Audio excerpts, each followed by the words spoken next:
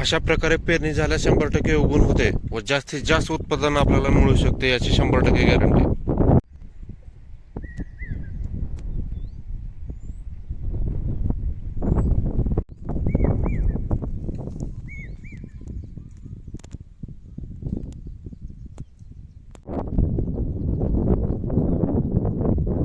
तर सर्वप्रथम नमस्कार शेतकरी बंधूंनो. तर आपण गेल्या काही आठवड्यात मी सोयाबीन कसं पेरायचं, कसं पेरणी करायचे, योग्य टिप्स, योग्य 2 बियाणामधलं अंतर, योग्य 2 ओळींतलं अंतर, सोयाबीन पेरणी करताना कोणती फिरकी वापरायची, अशा काही विषयांवरून मी व्हिडिओ बनवला आहे. तर त्या व्हिडिओवर खाली कमेंट आले होते की मी दादा व्हिडिओ तर तुम्ही बनवलात, तर त्याचं उगवण कशी झाली याचा व्हिडिओ नक्की बनवा. तर मी त्याचा व्हिडिओच आज बनवतोय, कारण की आपली आज उगवण झाली आहे, तुम्हाला दाखवतोय. माझ्या पाठीमागे तुम्ही पाहू शकता कशा प्रकारे उगवून झाल्या, तुम्ही पाहू शकता. योग्य 2 ओळीतला सेम अंतर ठेवणे, योग्य काकरा धरणे, कमी जास्त अंतर न ठेवणे. तर काही युट्यूबर्स मित्रांनो फक्त पेरणी कशी करायची हे सांगतात, प्रत्यक्ष उगवण कशी झाली, 2 बियाणामधला अंतर किती पडला, 2 ओळीतला अंतर किती पडला हे सांगतच नाहीत. तर मी तुम्हाला ते दाखवतोय. मित्रांनो, ही बघा सोयाबीनची उगवण. सर्व बियाणे जवळपास सारख्या उंचीवर आले आहेत, म्हणजे पेरणी योग्य खोलीवर व योग्य अंतरावर झाली आहे याची गॅरंटी. पेरणी करताना मित्रांनो एक गोष्ट लक्षात ठेवा, योग्य ओलावा, योग्य अंतर, योग्य खोली भेटले तर मित्रांनो 100% उगवण अशी होते. मित्रांनो लक्षात घ्या. तर मित्रांनो प्रत्येक 2 झाडांमधलं किंवा 2 बियाणामधलं अंतर तुम्हाला दाखवतोय. 2 रोपांमध्ये साधारण 2 ते 3 अंतर आहे, कुठे 4 इंच आहे, कुठे 2 इंच आहे, कुठे 3 इंच आहे. तर योग्य अंतर असल्यामुळे त्यामुळे प्रत्येक झाडाला वाढीसाठी योग्य हवामान मिळतं, योग्य वातावरण मिळतं, योग्य सूर्यप्रकाश मिळतो, योग्य खत मिळतं. कारण की जास्त दाटी झाल्यानंतर मित्रांनो त्यांना योग्य खत मिळत नाही. एका झाडाचं खत मित्रांनो 2-3 झाडं खातात.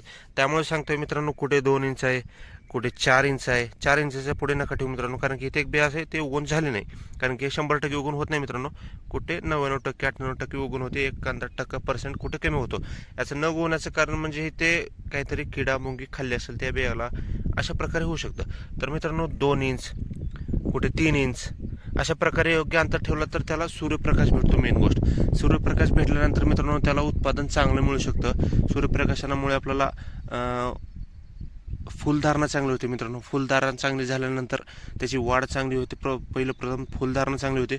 फुलधारणा चांगली झाल्यानंतर मित्रांनो त्याच्यात रूपांतर शेंगामध्ये होतं व शेंगा चांगल्या प्रकारे फुगू शकतात.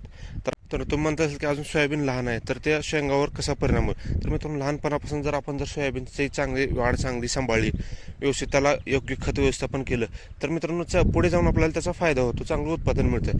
म्हणून मित्रांनो पेरणी करेपासून ते पेरणी उत्पादन भेटेपर्यंत त्याची काळजी घ्यावी लागते. तर मित्रांनो सर्वात महत्त्वाची गोष्ट, आपल्याला 2 ओळीतला अंतर बघायचं आहे. 2 ओळीतलं अंतर कसं असतं, तर काही मित्रांनो 18 इंची पेरतात. मी एक गोष्ट लक्षात सांगतोय, 18 इंची म्हणजे दीडकं आणि 24 इंची म्हणजे 2 इंची. लक्षात घ्या. मी साधारणतः पेरणी मित्रांनो 2 इंची करतो. सोयाबीनची, उडदाची, जे पावसाळी पीक आहेत मित्रांनो ते वाढीसाठी चांगले असतात व त्यांची वाढ घनदाट होते, म्हणून मी 2 इथे पेरणी करतो, म्हणजे 24 इंची. तर आता लक्षात घ्या, तुम्हाला मी दाखवतोय 2 इथे म्हणजे 24 इंची किती असतं. सध्या माझ्याकडे टेप तर नाही आहे, पण मी तुम्हाला दाखवतोय. आता हे एक ओळी आहे आणि हे एक ओळी आहे. ह्या 2 ओळीतले मध्ये अंतर तुम्हाला दाखवतोय. हे पाहू शकता, हा एक ईत, मी तुम्हाला सांगितलं आधीच 24 इंची म्हणजे 2 इथे, 2 इथे म्हणजे 24 इंची. हा एक ईत, हा मित्रांनो हा 2 ईत. लक्षात घ्या मित्रांनो, बरोबर 2 इथं अंतर भेटला आपल्याला 2 ओळीमधला. आपल्याला 2 ओळीमधला 24 इंची अंतर घेतले आपण 2 इथे. लक्षात ठेवा, पेरणी करणाऱ्याला किंवा शेतकऱ्यांना पण माहीत असू शकतं की 2 इंची 24 इंची काय असतं. तर मित्रांनो बोध पाडताना आपण कसा बोध पाडायचा आहे, तर मित्रांनो हा तर आहे आपल्याला सरी, हा 2 ओळीतला अंतर आहे. तर ही 1, 2, 3 फणे आपलं पेरणी यंत्र आहे, त्यामुळे हे 3 फणं आले. तर आता आपण विषय काय मित्रांनो, फिरून येतो. फिरून आल्यानंतर आपल्याला योग्य अंतर भेटत नाही, कुठे कमी पडतो, कुठे जास्त पडतो. त्यामुळे व्यवस्थित सांगतोय की योग्य प्रकारचं आपल्याला सरीतला अंतर बघायचं आहे. सरी किती ठेवायची याचं स्टेअरिंग वगैरे व्यवस्थित ठेवायचं आहे. तर मी तुम्हाला माप घेऊन दाखवतो मी कसं केलंय. तर मित्रांनो आपली ही जी सरी आहे, आता हे बघा, हे मधली जी आहे, हे मधली सरी आहे मित्रांनो. लक्षात घ्या, हे पहिली काकरी, ही दुसरी काकरी, ही तिसरी काकरी, हे 3 फण इकडे, आणि हा पहिली काकरी, हा दुसरी काकरी, हा तिसरी, हा 3 फण वेगळे. तर हा मध्ये बोध आहे. लक्षात घ्या मित्रांनो. तर आता मी बोधामधला अंतर सांगतोय. बघा, हा 1 ईत घेतला, हा 2 ईत घेतला, हा 2 इंच वरती असतो मित्रांनो एक्स्ट्रा, त्याचं काही टेन्शन घेऊ नका. हा 22 इंच आणि हा 2 इंच 24 इंच असा अंतर असतो. हा 1 ईत घेतला आणि हा 1 घेतला, 2 ईत आणि 2 इंच अंतर पडायला पाहिजे ह्या सरीमध्ये. तर मी तुम्हाला किती पडला हे प्रत्यक्षात दाखवतो मित्रांनो. हा 1 ईत, हा 1 इंच आणि वरून हे 2 इंच. लक्षात घ्या मित्रांनो, परत एकदा बघा, हा 1 इंच, हा 1 इंच आणि हा 2 इंच. म्हणजे ॲक्युरेट अंतर सोडलं मित्रांनो, मी कुठे 1 इंच मागे पुढे नाही, कुठे पुढे मागे नाही. अशा प्रकारे आपल्याला सला पाडायचं मित्रांनो. ट्रॅक्टर वळून आल्यानंतर विषय काय होतो मित्रांनो, वसन वगैरे लागल्यानंतर माती जास्त पडते. माती जास्त पडल्याप्रमाणे आपण जर त्या हिशोबाने चाललो तर त्या हिशोबाने पेरणी होत नाही मित्रांनो. आपल्याला जिथून 5 गेल्या तिथून आपल्याला अंतर ठेवून पुढे चालायचं की बाबा इथून आपली सरी आहे, इथून आपल्याला पलीकडे सरकायचं. तर मित्रांनो, थोडा वाऱ्याचा आवाज येत आहे, त्यामुळे क्षमा असावी, कारण की माझ्याकडे आता अजून माईक वगैरे नाही आहे. तर मी लवकरात लवकर तुमचा सपोर्ट असला तर मी माईक वगैरे चांगला कॅमेराचा घेण्याचा प्रयत्न करेन. तर तुम्हाला प्रश्न पडला असेल की शेतकऱ्याचे उगवण किती होते, व त्यापेक्षा जास्त महत्त्वाचा प्रश्न की माझे उगवण किती होते.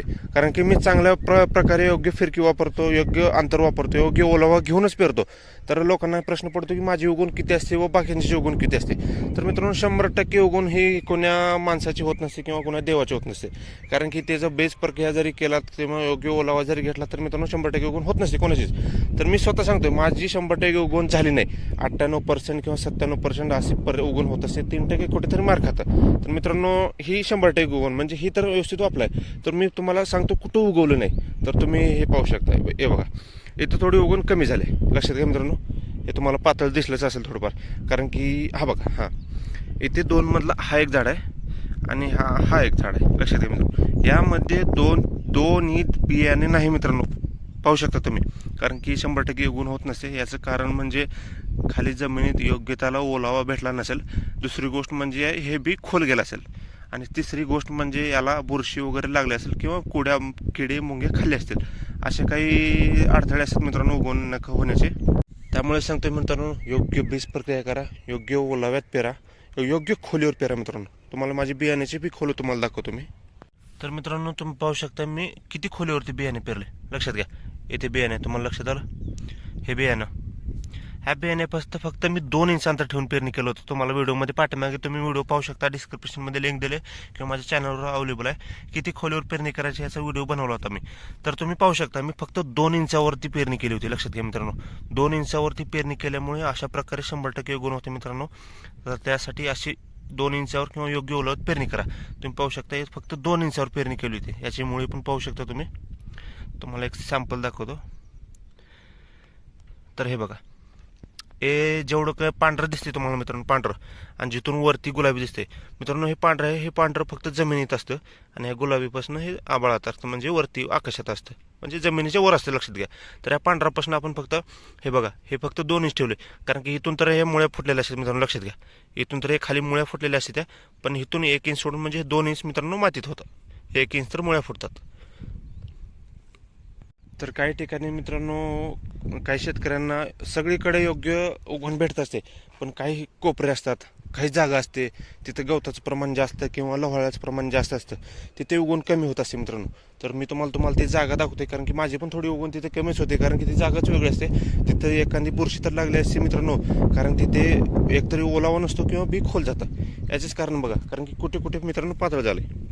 अशा प्रकारे थोडं पातळ होऊ शकतं. कारण की पेरणी करताना मित्रांनो एवढी काळजी घ्यावी लागत असते की पूर्ण योग्य अंतरावर बी टाकणे, योग्य ओलावर बी टाकणे अशी पद्धत असते. कारण मी व्हिडिओमध्ये दाखवत नाही की माझे 100% उगवण झाले, 101% उगवण झाले. कारण की 101%, 100% उगवण कोणाची होत नसते. कारण मी प्रत्यक्ष तुम्हाला व्हिडिओ बनवून किंवा व्हिडिओ पेरणी करून दाखवतो की मित्रांनो एवढी उगवण होत असते मित्रांनो, आणि अशी उगवण होत असते. तर मी तुम्हाला खोली दाखवण्यासाठी हे रोप ओपडतोय. तर लक्षात घ्या, मी सारखं खोलीबद्दलच काय विचारतोय, तुम्हाला प्रश्न पडला असेल. कारण की सोयाबीन मित्रांनो खोलीवर डिपेंड असतं की उगवण किती होते व कशी होते. तर तुम्ही जास्त वरतीही नका पेरू मित्रांनो, जास्त खोलवरतीही नका पेरू. कारण की खोल पेरला तर उगवण होत नाही. 1% पण उगवण होत नाही खोल पेरला तर. रब्बीची पेरणी वेगळी असते मित्रांनो व खरीपाची पेरणी वेगळी असते. रब्बीची पेरणी खोल पेरणी असते, कारण की त्याला ओलाव्यापर्यंत पोहोचण्याचं असतं. हे तुम्ही पावडर पाहू शकता. हे बघा, हे फक्त 2 इंच आहे, फक्त 2 इंच. कारण की इथून तर मुळवा खाली जात असतो. कारण की इथे बी असतं, या बियाला एक खोम वर फुटत असतं आणि इथून खाली फुटत असतं. तर मित्रांनो फक्त 2 इंच अंतर ठेवलं तुम्हाला दाखवण्यासाठी मी उपडले. फक्त 2 इंचावर पेरणी केली होती मी. पेरणी करताना पण मित्रांनो ट्रॅक्टर ड्रायव्हरांना पण सांगतोय किंवा शेतकऱ्यांना पण सांगतोय, किंवा बैलावर पेरतं, किंवा ट्रॅक्टरवरती पेरतं. बैलावरती ती पण एक समान चालते. पण ट्रॅक्टरवरती काय होते मित्रांनो, ती पण एक समान चालत नाही. एक समान पट्टी ठेवा मित्रांनो, एक समान खोलीवरती एक सेट करा पट्टी एक समान. त्यामध्ये 2 पोझिशन असतात, पोझिशन कंट्रोल आणि ड्राफ्ट कंट्रोल असे 2 पट्ट्या असतात मित्रांनो. पेरणी करताना पोझिशन कंट्रोल आपल्याला किती खोली पाहिजे अशा परिस्थितीत ठेवा आणि तिथे लॉक करा मित्रांनो, कारण की पट्टी जास्त खोली गेली नाही पाहिजे अशी पट्टी ठेवा. कुठे गचके असतात, कुठे दगड माती असते, त्यामुळे पेरणीनंतर खालीवर होऊ शकतं, याची काळजी घ्या तुम्ही. तर आता आपली सोयाबीनची पेरणी तर कंप्लीट झालेली आहे, सोयाबीनची उगवण पण कंप्लीट झालेली आहे. तर आता पुढे काय, तर मित्रांनो तुम्हाला जागे जागे दिसलं असेल की हे गवत झाले, भरपूर गवत झाले. तुम्हाला दाखवतो मी व्हिडिओमध्ये, भरपूर गवत झाले. तर ह्याला पर्याय मित्रांनो आता फक्त आपल्याला तणनाशक फवारणी करावी लागेल. तर काही युट्यूबर्स मित्रांनो तणनाशक फवारणी करण्याची व्हिडिओ बनवतात, कोण याचा ब्रँड सांगतोय, कोण त्याचा ब्रँड सांगतोय. पण मित्रांनो ते प्रत्यक्ष सांगत नाहीत की बाबा एवढं कोणतं खात्रीशीर आहे एवढं वापरा, आणि ते स्वतः वापरत पण नाहीत. पण मी तुम्हाला काय करणार आहे मित्रांनो, मी माझ्या शेतात स्वतः फवारणी करून स्वतः तणनाशक मारून दाखवणार आहे की त्याचे रिझल्ट किती भेटतात.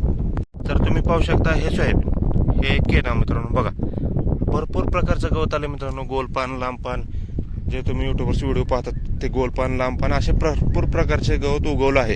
तर त्यासाठी आपल्याला तणनाशक हा एकच पर्याय, कारण की आपल्याला लेबर तर भेटणार नाहीत खुरपण करायला, तर त्यासाठी आपल्याला फवारणी करणे गरजेचं आहे. तर तुम्ही पाहू शकता इथे थोडं गवत कमी आहे आणि इथे थोडं गवत जास्त आहे, कारण की इथे गवताचं गेल्या वर्षी प्रमाण जास्त होतं. गेल्या वर्षी पावसाळा जास्त असल्यामुळे तिथे पाळी पडली नाही, व पाळी पडल्या नसल्यामुळे त्या गवताचं बी पडलं, ते गवताचं बी आता उगवलं. तर अशा प्रकारे प्रोसेस असते गवताची. तर ते आपल्याला तणनाशक वापरणं गरजेचं आहे, कारण की युट्यूबर्स फक्त ह्या ब्रँडचं वापरा, त्या ब्रँडचं वापरा असे सांगतात. मी स्वतः तुम्हाला काही दिवसांना, आता त्याचे दिवस कंप्लीट नाही झाले, सोयाबीनची अवस्था 18 दिवस ते 21-22 दिवसापर्यंत तणनाशक मारणे गरजेचं असतं. त्या दिवसापर्यंतच मी वाट बघतो, त्या दिवसाची वाट बघून त्या दिवशी फवारा करणारा तुमचा मी कोणता ब्रँड वापरले, कोणतं औषध वापरले हे ते पण दाखवणार आहे. कारण की फक्त युट्यूबवर दाखवतात हे वापरा ते वापरा, ते प्रत्यक्ष वापरत नाहीत. मी तुम्हाला वापरून त्याचा रिझल्ट किती भेटणार आहे, किती टक्के भेटतो, कोणतं गवत कशा औषधाने जातं हे सांगणार आहे. त्यानुसारच आपल्याला तणनाशकासोबत आपल्याला बुरशीनाशक पण कंट्रोल करावं लागतं व कीटकनाशक पण कंट्रोल लागतं, कारण की बुरशी कंट्रोल करावी लागत असते व त्यासोबत आपल्याला कीटकही कंट्रोल करावं लागत असते. त्या कोणता फवारा घेणार आहे, कोणतं कीटकनाशक व कोणतं बुरशीनाशक वापरणार आहे ते देखील तुम्हाला सांगणार आहे. कारण की आपल्याला कीटक हे उडते किडे, खोडाळी, डिंकाळी अशा भरपूर किड्यांपासून आपल्याला सोयाबीनचं रक्षण करायचं असतं. त्यामुळे स्प्रे मी तुम्हाला दाखवणारच आहे कोणतं वापरते, कोणतं औषध आणणार आहे. तर मित्रांनो तणनाशकाचा व टॉनिकचा किंवा वाढीचा औषधाचा फवारा मी लवकरात लवकर घेणार आहे. तर चॅनलला सबस्क्राईब करा, व्हिडिओ आवडला तर मित्रांनो लाईक करा, जास्तीत जास्त शेअर करा मित्रांनो, कारण जेणेकरून माहिती तुम्हाला भेटते व दुसऱ्यांनाही माहिती भेटवला त्यांचा उपयोग होईल, त्यांचा लाभ होईल ह्या माहिती ऐकून. अशा मित्रांनो शेअर करा व्हिडिओ जास्तीत जास्त व चॅनल सबस्क्राईब करा मित्रांनो, कारण की ज्या शेतकरी बघतायत माहिती घेत आहेत पण चॅनल सबस्क्राईब करत नाहीत, पण कृपया करून सांगतोय की चॅनल सबस्क्राईब करा मित्रांनो. तर पुढचा व्हिडिओ मी हाच बनवणार आहे की सोयाबीनसाठी पहिली फवारणी कोणती करायची, तणनाशक करायचे की खत व्यवस्थापन करायचे, पहिल्या फवारणीचा मी पहिला व्हिडिओ बनवणार आहे. तर चॅनल सबस्क्राईब करा मित्रांनो. व्हिडिओ आवडला असेल तर लाईक करा, कारण की उगवून तर आपले 100% झाले आहे, यामुळे चॅनल पण